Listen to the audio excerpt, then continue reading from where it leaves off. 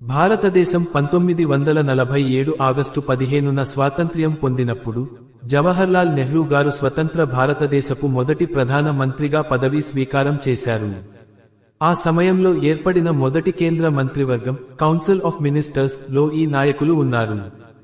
1947 కేంద్ర మంత్రివర్గం ప్రధాన మంత్రి జవహర్లాల్ నెహ్రూ ప్రధానమంత్రి మరియు విదేశాంగ శాఖ, ఉప ప్రధాని సర్దార్ వల్లభభాయ్ పటేల్ హోం మంత్రిత్వ శాఖ, సమాచార మరియు రాష్ట్రాల ఐక్యానికి బాధ్యత. ముఖ్య మంత్రులు డాక్టర్ బి.ఆర్. అంబేద్కర్ న్యాయశాఖ మంత్రి, మౌలానా అబుల్ కలాం ఆజాద్ విద్యా మంత్రి, ఆర్.కె.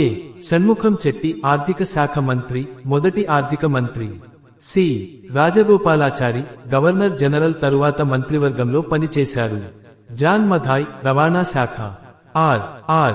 ముఖర్జీ పారిశ్రామిక శాఖ, జగ్జీవన్ రామ్ కార్మిక శాఖ, రాజేంద్ర ప్రసాద్ ఆహార మరియు వ్యవసాయ శాఖ మంత్రి తరువాత తొలి రాష్ట్రపతి, బాలదేవ్ సింగ్ రక్షణ శాఖ మొదటి రక్షణ మంత్రి, సి.హెచ్. భాభా వాణిజ్య శాఖ.